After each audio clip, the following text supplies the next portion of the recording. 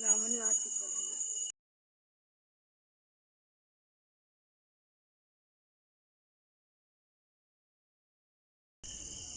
हम सभी देवउठनी या प्रबोधनी एकादशी या तुलसी विवाह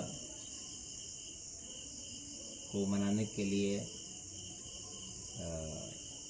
उपस्थित हुए हैं। आइए तुलसी विवाह के लिए कुछ विधि विधान पर चर्चा करते हैं। सबसे आसान वैवाहिक मान्यता में तुलसी का विवाह है।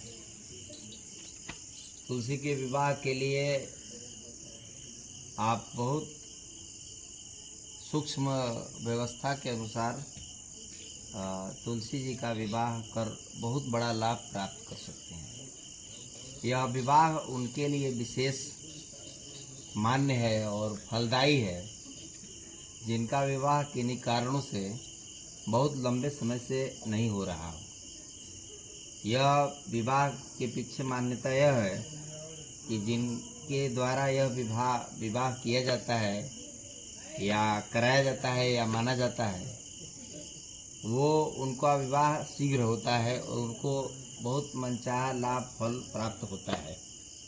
तो इसके लिए सबसे पहले आप लोग बाज़ार से बहुत सामान्य तरीके से श्रृंगार के सभी सामान जो भी आप कर सकते हैं, साड़ी, चुंदरी, बिंदी, सिंदूर, रोरी, कंघी आदि, नेल पॉलिश वगैरह, बिछुआ और ये पैजनी आदि आदि तुलसी जी के निमित्त चुंदरी ला करके और उनका बाकायदे आपको श्रृंगार करना है।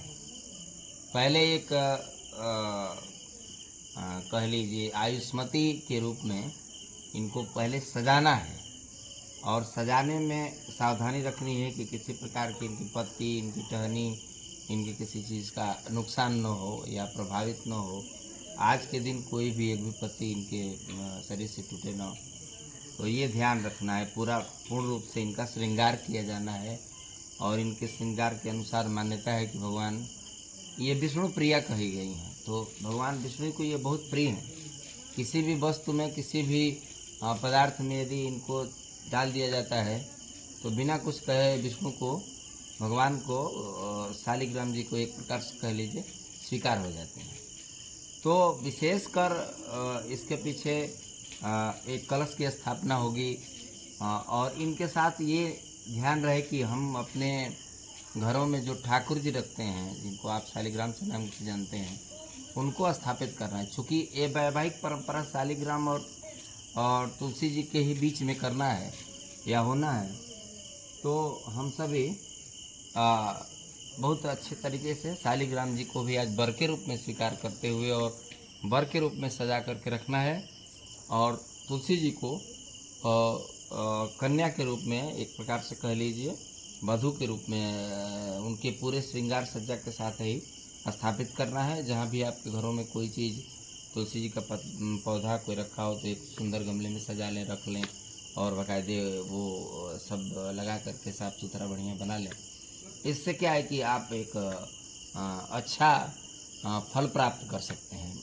इनके चढ़ाने के निमित्त फल आप आसानी से देख सकते हैं कि विष्णु को केला और ये फल बहुत प्रिय है।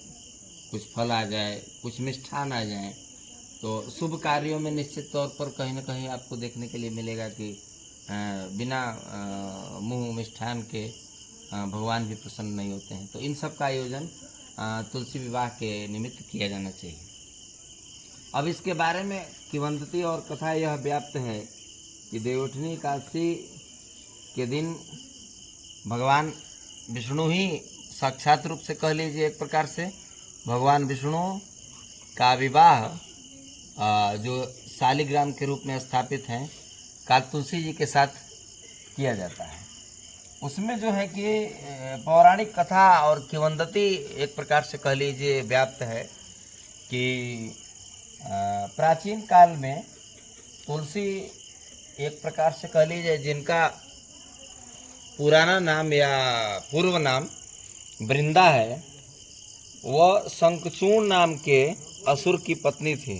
शंखचूड़ एक प्रकार का क्रूर राक्षस था और ये उनकी पत्नी थी। इन्होंने चूँकि अपने तपोबल से, साधना से उनको जो है कि पत्नी के रूप में, भार्या के रूप में प्राप्त किया था। अत्यंत अधर्मी, क्रूर, अत्याचारी था। इसके अत्याचार के कारण एक प्रकार से कह लीजिए तो समूचे देवलोक या देवतागण बहुत ही दुखी रहा करते थे और यह सबके लिए चिंता का विषय और सबक हुआ करता था। तो इससे प्रभावित होकर के भगवान विष्णु और शिव जी, एक प्रकार से कह लीजिए इन दोनों लोगों के पास सारे देवता पहुँचे और उन्होंने दैत्य को मारने का उपाय पूछा और बताया। कहा कि हम सभी बहुत दुखी हैं, हम लोगों को बार बार यह बहुत परेशान करता है। अब यह बात देवलोक के लिए बहुत ही सरदर्द का विषय था, चूँकि शंखचूड़ अत्याचारी था, अत्यंत क्रूर था, दुष्ट था। तो उस समय भगवान विष्णु ने शंखचूड़ को मारने का एक प्रकार से कह लीजिए योजना बनाया और उन्होंने अपने, चूँकि विष्णु भगवान अपना रूप बदलने में बहुत माहिर रहते हैं, तो उन्होंने चूँकि शंखचूड़ की जो ये पत्नी थी तुलसी, वो सतीत्व थी, एक सती थी। तो उनके सतीत्व से ही शंखचूड़ की शक्ति बहुत बढ़ गई थी। वह जब भी युद्ध होता तो विकराल रूप धारण कर लेता, लेकिन वह अदृश्य हुआ करता था। उसके अस्त्र शस्त्र तो दिखाई देते थे, लेकिन वह स्वयं दिखाई नहीं देता था। तो इसलिए वह किसी के लिए भी, चाहे देवतागण हो चाहे कोई भी हो, उसके लिए उसको मारना बहुत कठिन। अब भगवान शिव ने कहा कि महाराज विष्णु प्रभु जी, आप ही कोई उपाय निकाल सकते हैं, क्योंकि आप रूप बनाने में बहुत माहिर हैं, तो कुछ उपाय निकालिए। भगवान विष्णु ने कहा कि ठीक है, अब जब आपका आदेश है तो कुछ करना ही पड़ेगा। उन्होंने शंखचूड़ को मारने के लिए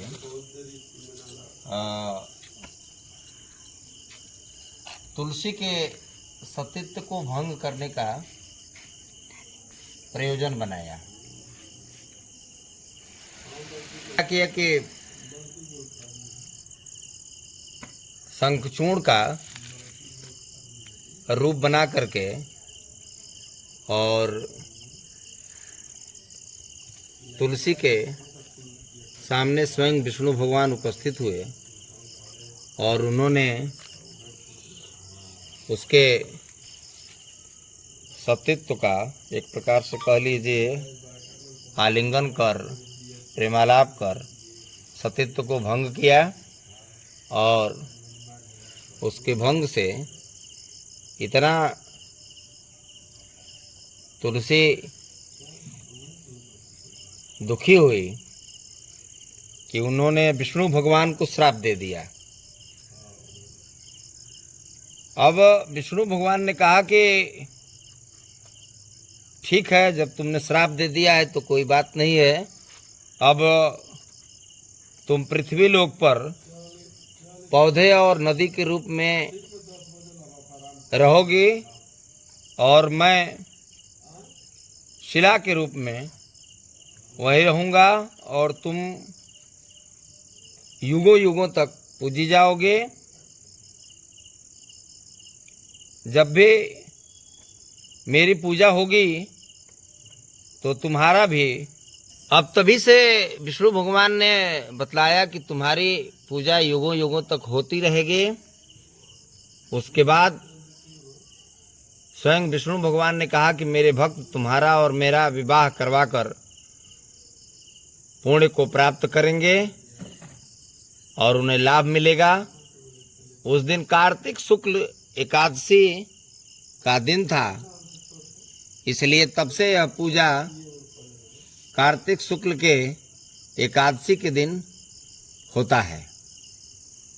तुलसी आज भी नेपाल की गंडकी और पौधे के रूप में आज भी वहाँ विराजमान है। विशेषकर भक्तों के संदर्भ में तुलसी और भगवान विष्णु का विवाह बहुत ही फलदायी उत्तम है। जिन भक्तों को अपने श्रद्धा के अनुसार जो भी यथा वस्तु स्थिति उपलब्ध हो उसके अनुसार यह विवाह जरूर आज कार्तिक एकादशी के दिन करना चाहिए। इससे लोगों को मनचाहा मनवांछित फल मिलता है।